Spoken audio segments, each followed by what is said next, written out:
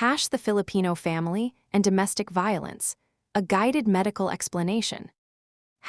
Understanding the family as a system. Before discussing domestic violence, we first need to understand what a family is and why events affecting one member often affect everyone else. A family is more than a collection of people living in one house. It is a group connected through blood, marriage, or adoption whose members communicate, interact, perform social roles, and develop a shared culture. These roles include relationships such as husband and wife, parent and child, and brother and sister. The key idea is that a family functions as a system. Imagine a mobile hanging from a ceiling. When one part moves, all the other parts shift. In the same way, if one family member develops an illness, loses a job, leaves home, or experiences abuse, the entire family must adjust. A physician, therefore, should not view a patient in isolation. The patient's health may be influenced by relationships, responsibilities, finances, living conditions, and the family's ability to adapt. Classification of families. The first classification is the nuclear family, consisting primarily of parents and their children. This is the smaller family unit often imagined when people speak of a household. An extended family includes relatives beyond the parents and children, such as grandparents, uncles, aunts, and sometimes household helpers. This arrangement is especially important in Filipino culture because extended relatives frequently participate in decision-making, caregiving, child-rearing, and financial support. A compound or composite family refers to a legally or illegally polygamous arrangement in which a person has more than one marital or marital-like partner.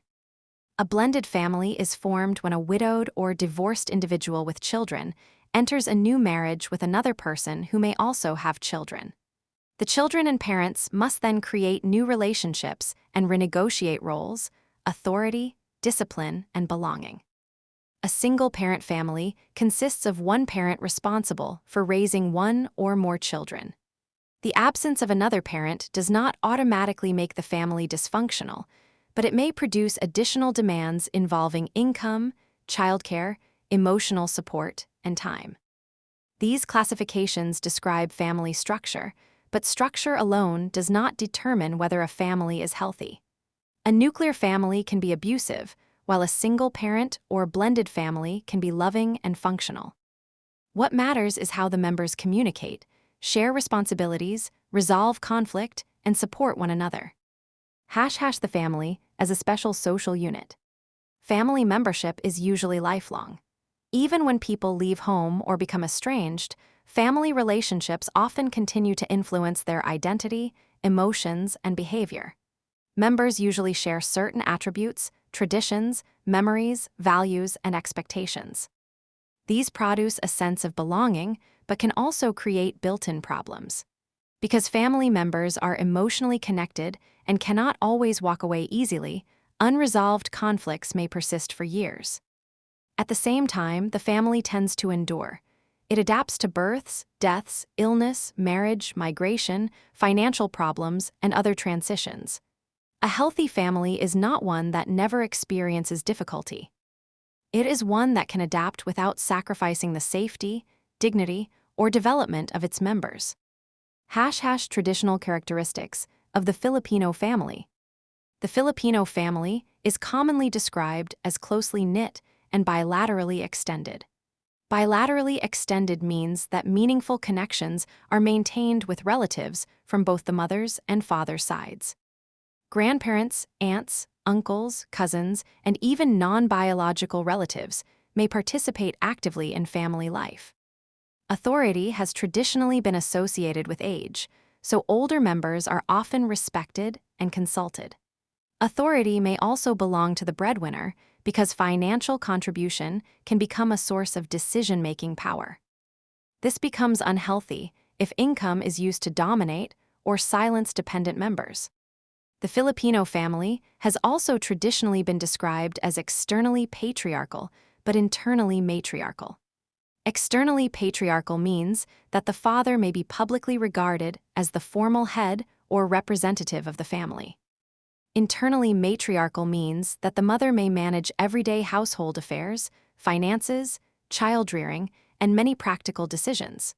These are broad cultural patterns, not rules that apply to every Filipino family.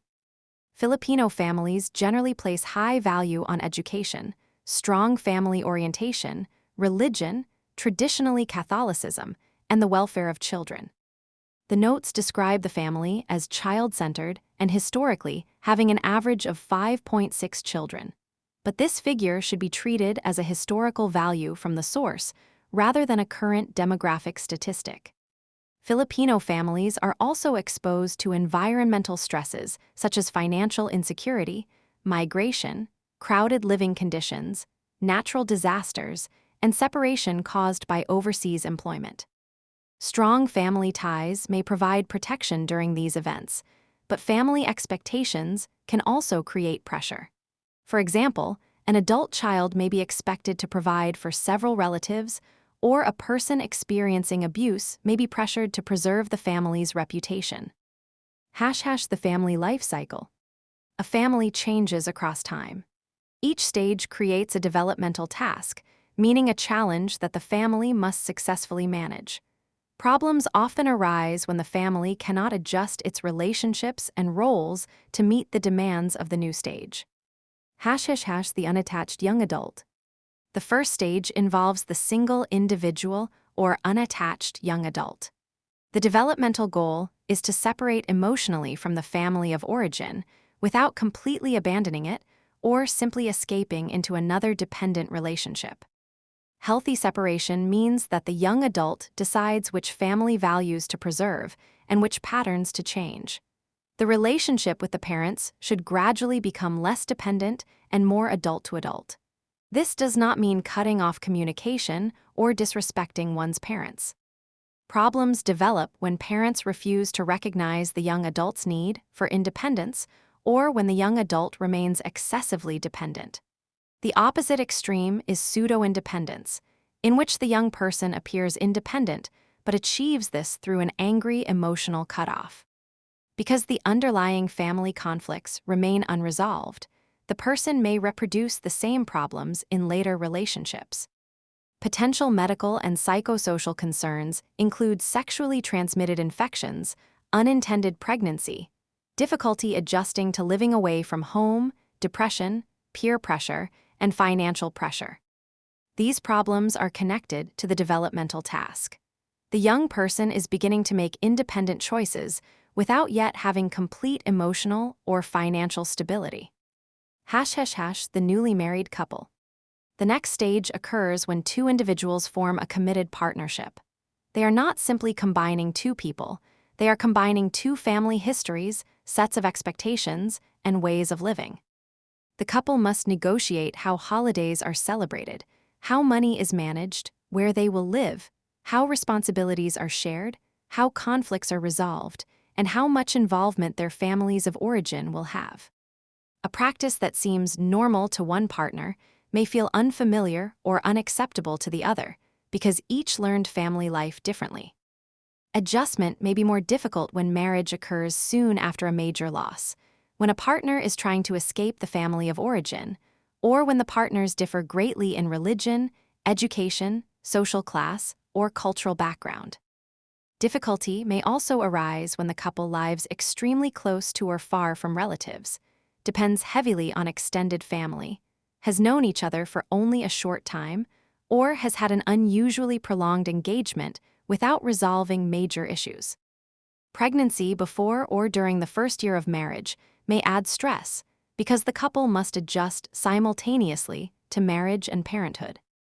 Poor relationships with parents or siblings and unhappy childhood experiences can also influence the new relationship because people may unconsciously reproduce the patterns they witnessed growing up. Possible concerns include early pregnancy, infertility, gynecologic problems, depression associated with a forced or unwanted early marriage, difficulty adjusting to the role of a spouse, sexual difficulties, and work-related adjustment. The notes label these as problems of children, but in this stage, they more accurately refer to the young adult partners. The family with young children. This stage begins with the first pregnancy and continues until the first child reaches adolescence. The couple must make room emotionally, physically, and financially for children. Their relationship changes because they are now both partners and parents. Children may experience accidents, poisoning, developmental or intellectual disabilities, learning difficulties, abuse, or neglect. In contemporary medical language, intellectual disability is preferred over the older term mental retardation. Parents may experience sexually transmitted infections, obstetric or gynecologic problems, sexual difficulties, work-related stress, intimate partner violence, communication problems, financial hardship, and disagreement about child-rearing. Sleep deprivation, reduced privacy, and unequal caregiving responsibilities can intensify existing marital conflict. This stage teaches an important clinical lesson. A child's illness may be related to the family environment. Recurrent injuries, poor growth, missed vaccinations, delayed treatment, or unusual fearfulness may signal neglect, financial difficulty, or abuse, and should not automatically be dismissed as isolated medical events. The family with adolescence. This stage begins when the first child reaches adolescence. The notes identify 12 years as the beginning of adolescence, which is consistent with commonly used age groupings, but should not be treated as a rigid biologic boundary. The family must allow increasing independence while maintaining appropriate limits. Adolescents may encounter substance use, acne, menstrual concerns, allergies and skin disorders, sexual exploration, conflict with parents, delinquency, exploitation, and suicidal behavior. The notes list homosexuality as a problem, but that reflects outdated framing. Homosexuality is not a disease, disorder, or pathology. Clinically relevant concerns involve stigma, discrimination, bullying, family rejection, unsafe sexual practices, or mental health distress, not the person's sexual orientation itself. Parents may simultaneously experience premenopausal symptoms, alcohol misuse, other harmful habits, midlife concerns, extramarital relationships, or insecurity. Conflict may intensify because adolescents seek autonomy at the same time that parents may feel uncertain about aging, identity, marriage, or career. A physician must therefore assess both the adolescent and the family context. A suicidal adolescent, for example, should not be treated only as an individual psychiatric case. Family conflict, abuse, rejection, peer relationships, school pressures, and access to lethal means must also be evaluated. The launching family. The launching stage begins when the first child leaves home. Parents must shift from a parent-child relationship based on authority toward an adult-to-adult relationship. The adult children may experience episodic illness, dependency, peer pressure, responsibility for older relatives, or continued conflict with parents. Meanwhile, the parents may develop chronic or degenerative diseases and experience depression related to career stagnation, early retirement, marital problems, or children who remain highly dependent. The marriage of a child also requires the family to accept a new member. Difficulty arises when parents cannot tolerate their child's independence or when adult children remain financially and emotionally dependent without working toward autonomy. The goal is continuing connection without inappropriate control. The family in later life. The later life or empty nest stage begins after the last child leaves home, continues through retirement, and ends with the death of both partners. The family must adjust to aging, retirement, altered finances, chronic illness, loss of social roles, and bereavement. Problems become more likely when the normal family life cycle is interrupted by death, divorce, migration, or serious disease. They can also occur when the family cannot release an adult child or cannot accept new members. Older adults may experience degenerative disease, urologic problems, chronic illness, psychosomatic symptoms, financial adjustment, and depression following the death of a spouse. Psychosomatic symptoms are genuine physical symptoms influenced or intensified by psychological distress. The term does not mean that the person is pretending. The notes place menopausal problems under the children of this stage because the children are now middle-aged adults. This reminds us that family roles persist across generations. A person may simultaneously be an adult child caring for an aging parent, a spouse, and a parent of grown children. # norms of family relationships and personhood. Healthy family relationships begin with recognition of personhood. Every person is an intelligent, free, and dignified human being.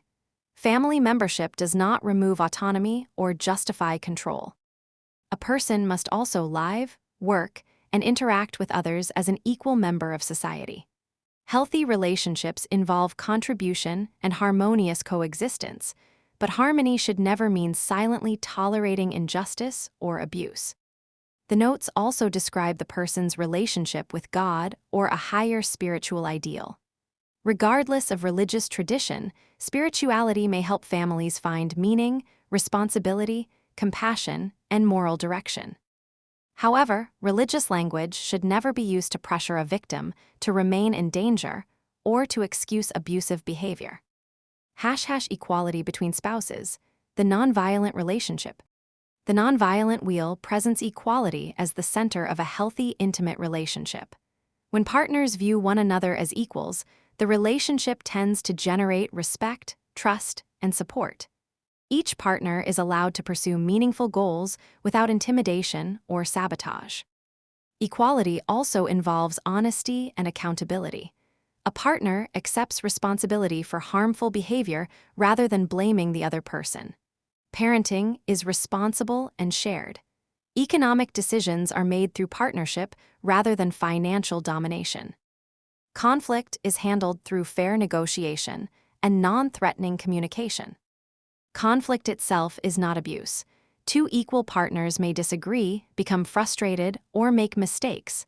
Abuse is different because it involves a pattern of power, fear, coercion, and control. In ordinary conflict, both partners can express themselves safely. In abuse, one partner controls what can be said or done, and the other adjusts behavior to avoid punishment.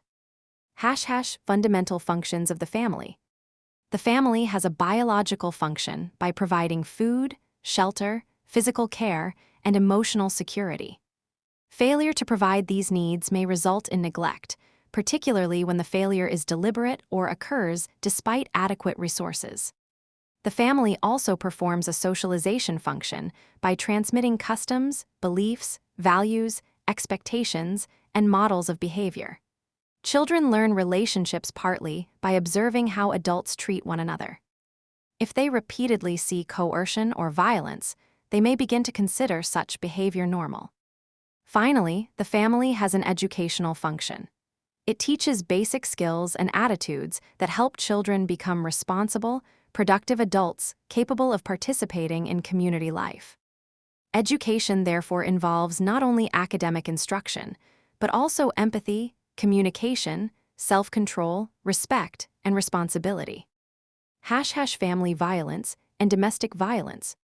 Violence involves the use of force or power against another person, usually to control, disempower, or injure that person. The inclusion of power is important because not all violence leaves visible wounds. A person may be controlled through fear, humiliation, isolation, or financial restriction. Domestic violence occurs within an intimate or household relationship. Although the notes emphasize violence inflicted by a man upon a wife or female partner, reflecting the high burden of violence against women, domestic violence can affect people of any sex, gender identity, or relationship structure. The fundamental mechanism is coercive control. Physical abuse includes acts such as slapping, punching, kicking, choking, burning, pushing, restraining, or assaulting with an object. Injuries may include bruises, fractures, burns, head injuries, abdominal trauma, and strangulation-related complications. A major exam and clinical trap is assuming that physical abuse must produce obvious injuries. Some injuries are hidden, and strangulation can be life-threatening even without visible neck marks. Sexual abuse includes rape, harassment, unwanted touching, forced sexual activity, reproductive coercion, or any sexual act performed without freely given consent. Marriage or an intimate relationship does not eliminate the requirement for consent. Repeatedly ignoring a partner's sexual advances is not, by itself, abuse because everyone has the right to decline sex for any reason. The older wording in the notes should therefore be interpreted cautiously. Abuse occurs when refusal or affection is deliberately weaponized as part of a broader pattern of coercion, humiliation, punishment, or control, not simply when one partner does not want sexual activity. Psychological or emotional abuse. Psychological abuse may involve prolonged deliberate silence used as punishment, humiliation, threats, degradation, name-calling, manipulation, or making the victim question their own memory and judgment. The controlling partner aims to make the victim feel fearful, worthless, confused, or dependent. This is different from temporarily pausing an argument to calm down. A healthy pause is communicated and followed by respectful discussion. The abusive, silent treatment is used to punish and force submission. Social abuse attacks the victim's dignity, relationships, and social support.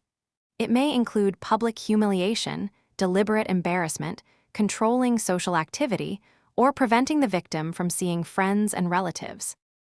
Isolation is especially dangerous because supportive people may otherwise help the victim recognize the abuse and seek assistance. By separating the victim from these people, the abuser becomes the dominant source of information, approval, and resources.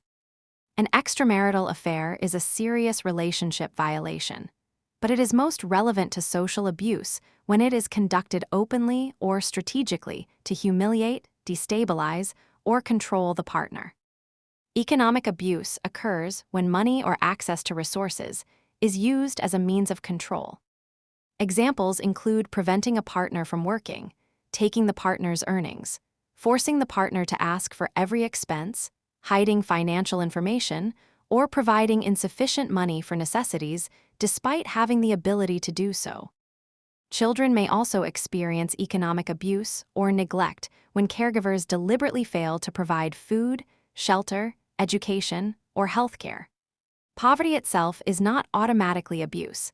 Clinicians must distinguish lack of resources from intentional deprivation or misuse of available resources. The roots of domestic violence. The notes emphasize the work of Dobash and Dobash, who connected wife battering to the historical subordination of women and male authority. Under patriarchal ideology, male superiority is viewed as natural, while women's independence may be interpreted as disobedience.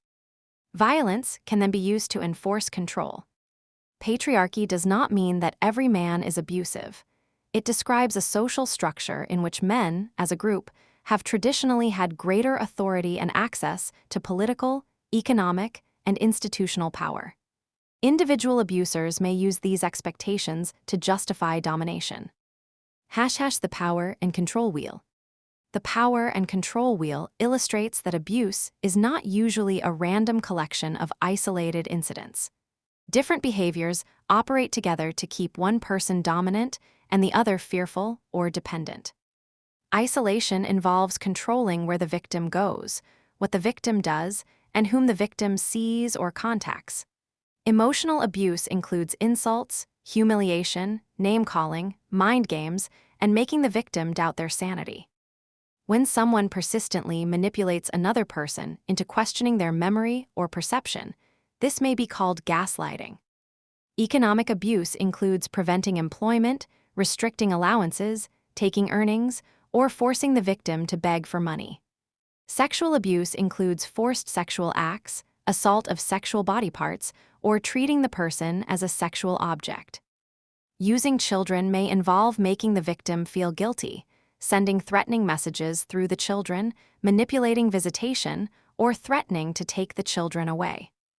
Threats may include promises to injure the victim, harm the children, commit suicide, or report the victim to authorities.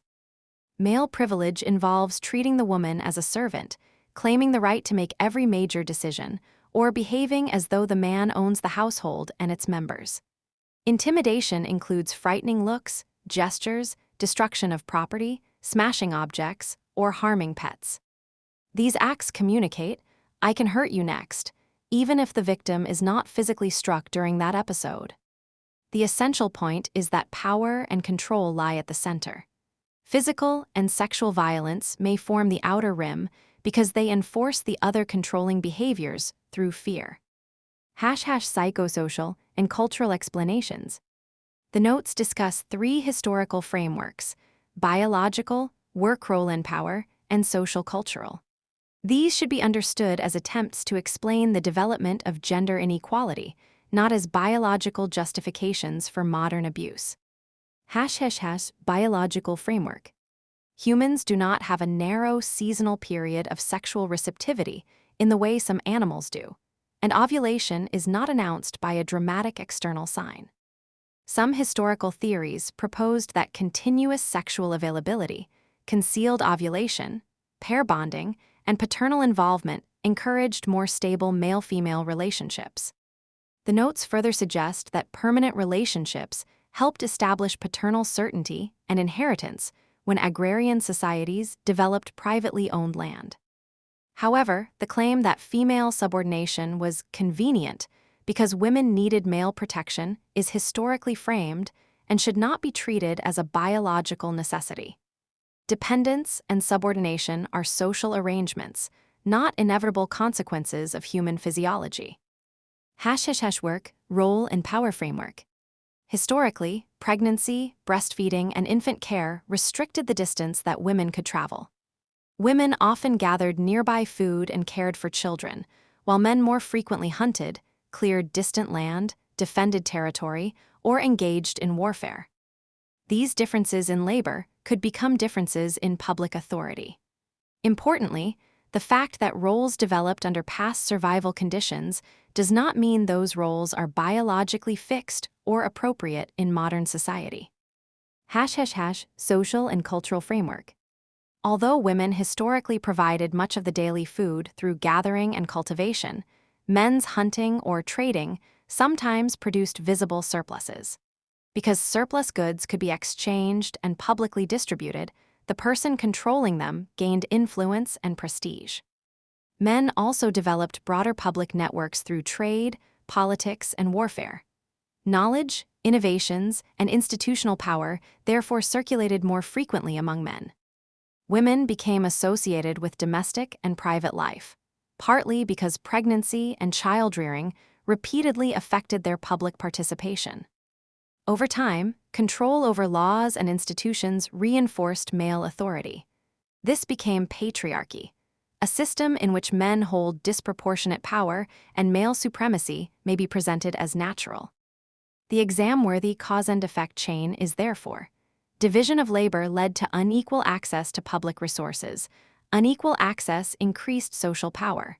Social power allowed control of institutions. Institutional control reinforced beliefs about male superiority. Those beliefs could then be used to justify control or violence. Factors that form and promote abusive behavior. Sex role stereotypes assign household and caregiving work to women while assigning provider and protector roles to men.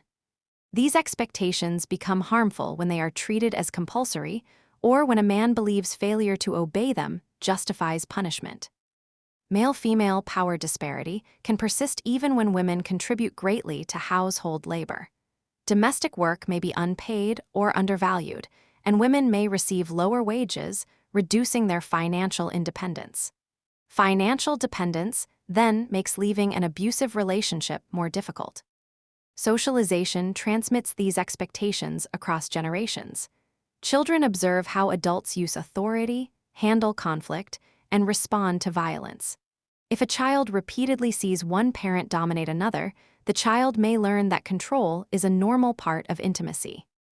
The notes refer to Donald Dutton's view that some men strongly believe in patriarchal entitlement, but lack the social or financial resources needed to perform the expected dominant role. The perceived failure can generate shame or frustration, which the person may redirect toward a partner. This may help explain behavior, but never excuses it. Media saturation with violence can also normalize aggressive problem solving, especially when movies, cartoons, games, weapons, or martial violence repeatedly portray domination as admirable and consequences as minimal. Media exposure alone does not automatically create an abuser, but it can reinforce beliefs already supported by family and culture. Medicalization becomes harmful when healthcare professionals treat only the wound while ignoring the violent environment that caused it. If a patient is stitched, splinted, and immediately sent back to an unsafe home, the medical problem has not truly been addressed. Trivialization occurs when abuse is treated as ordinary, private, or undeserving of intervention. Victim-blaming statements such as, "she asked for it," move responsibility away from the perpetrator. The correct principle is simple. Responsibility for abuse belongs to the person who chose to abuse. Why victims may remain in abusive relationships. Asking, "why doesn't she just leave?" oversimplifies a dangerous situation. The better clinical question is, what barriers prevent her from leaving safely? A person's developmental history may shape how abuse is recognized. If violence was normalized during childhood, controlling behavior may initially seem familiar rather than dangerous. This is the biological or personal history dependence described in the notes, although it is more accurately understood as learned relational adaptation rather than biological destiny. Psychological and emotional dependence develops because the victim may still love the partner, remember earlier kindness, hope for change, fear loneliness, or believe the abuse is their fault. The alternating pattern of cruelty and affection can produce a powerful traumatic attachment, sometimes called a trauma bond. Financial dependence may prevent the victim from obtaining housing, food, transportation, childcare, healthcare, or legal assistance. Sometimes the abuser depends financially on the victim, but still controls the victim through threats, guilt, or sabotage. Social and cultural expectations may teach that a woman's worth depends on maintaining a relationship or preserving the family at all costs. Separation may bring shame, family pressure, or religious condemnation. The victim may also fear retaliation, losing the children, being disbelieved, or being killed. Leaving can be one of the most dangerous periods because the abuser perceives a loss of control. Remaining does not mean that the victim accepts or enjoys the abuse. It often reflects a complex survival decision made under coercion and limited options. The cycle of violence. The cycle described in the notes contains 3 major phases: build-up and standover, acute violence, and remorse pursuit honeymoon. Build-up and standover phase. During the build-up phase, tension gradually increases. The abuser may become irritable, jealous, controlling, accusatory, or unpredictable. The victim senses danger and begins adjusting behavior to prevent an explosion. The victim may become especially nurturing, compliant, and attentive, anticipating the abuser's demands. Alternatively, the victim may remain quiet or avoid the abuser. This is often described as walking on eggshells. The standover component emphasizes intimidation. The abuser's posture, tone, threats, silence, or destruction of objects communicates dominance. Even without physical assault, the victim understands that violence may occur. The critical misconception is blaming the victim for failing to calm the abuser. No degree of perfect behavior can reliably prevent violence because the abuser, not the victim, controls the decision to use violence. During the acute violent phase, tension is released destructively. The abuser's rage may appear uncontrolled, and a minor incident may be used as a trigger. However, describing the rage as out of control should not remove responsibility. Many abusers selectively direct violence toward a partner, avoid witnesses, or stop when authorities arrive, suggesting that control is often present. Violence may be physical, sexual, psychological, or a combination. This is usually the period of highest immediate injury risk. Remorse, pursuit, and honeymoon phase. After the assault, the abuser may apologize, beg for forgiveness, give gifts, become affectionate, promise to change, or blame alcohol, stress, jealousy, or the victim. The victim may remember the earlier loving relationship and hope that the violence has finally ended. This temporary kindness strengthens the attachment and helps keep the victim in the relationship. Eventually, unresolved power and control return, tension begins to build again, and the cycle repeats. Over time, the honeymoon phase may become shorter or disappear, while the abuse becomes more frequent or severe. The cycle is a useful model, but not every abusive relationship follows it perfectly. The constant feature is coercive control, not necessarily a predictable sequence of 3 phases. Abuse throughout the life cycle. During infancy and childhood, girls may receive less nutrition, education, socialization, or healthcare when families value boys more highly. This is gender-based neglect. Some cultures also practice female genital mutilation or cutting, which has no health benefit and can cause bleeding, infection, chronic pain, obstetric complications, and psychological trauma. During adolescence, girls may be particularly vulnerable to sexual exploitation and abuse. Consequences include early pregnancy, sexually transmitted infections such as HIV, undernutrition, psychological trauma, and unsafe abortion. The underlying mechanism is unequal power. An adolescent may lack the knowledge, authority, money, or support necessary to refuse or report abuse.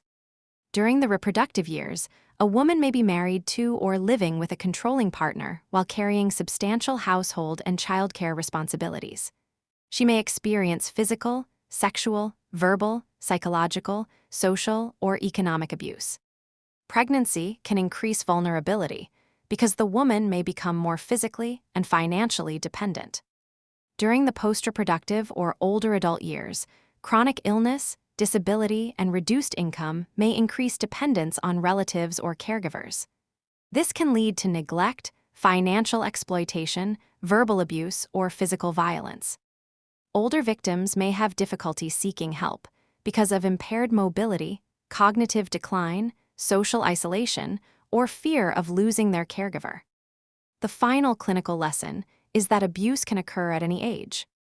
A child with poor growth, an adolescent with an unexplained pregnancy, a pregnant patient with repeated injuries, or an older adult with unexplained bruises may all be presenting different manifestations of the same underlying problem: misuse of power within a dependent relationship. Mental summary. Think of the Filipino family as a changing system rather than a fixed household. It moves from the young adult separation to couple formation, child rearing, adolescence, launching, and later life. Every transition requires roles and boundaries to be renegotiated. When relationships are based on equality, the family produces trust, accountability, shared responsibility, responsible parenting, economic partnership, and fair negotiation. When authority becomes domination, the same family structure can become a setting for coercive control. Domestic violence is therefore not limited to hitting. It includes physical, sexual, psychological, social, and economic abuse. Patriarchal beliefs, unequal control of resources, learned behavior, social stereotypes, institutional neglect, and trivialization may allow abuse to develop and continue. Victims may remain because of emotional attachment, financial dependence, social pressure, isolation, danger, and hope created by the honeymoon phase. The physician's role is to recognize the pattern, believe and support the patient, assess immediate safety, document carefully, and avoid sending the patient back into danger without appropriate assistance. High-yield memory pearls. For exams, remember that family structure describes who belongs to the family, while family function describes how members meet biological, socialization, and educational needs. The family life cycle progresses through the unattached young adult, newly married couple, family with young children, family with adolescents, launching family, and family in later life. The developmental task at every stage is adaptation. Remember that conflict is not automatically abuse. Domestic violence is distinguished by a pattern of power, coercion, fear, and control. The 5 major forms are physical, sexual, psychological, social, and economic abuse. The power and control wheel includes isolation, emotional abuse, economic abuse, sexual coercion, use of children, threats, male privilege, and intimidation. The classic cycle is build-up and standover, violent incident, then remorse pursuit honeymoon. The victim's attempts to calm the abuser are survival behaviors, not the cause of the violence. The honeymoon phase creates hope and reinforces attachment, but it does not prove that the abuse has ended. Finally, avoid 3 major exam and clinical traps. Homosexuality is not a disorder. Refusing sex is not abuse because consent is always required, including within marriage. Poverty alone is not economic abuse, but deliberately withholding available necessities or using money to control someone is. Above all, never ask why the victim allowed the abuse. Ask what power, danger, and barriers are preventing safe escape.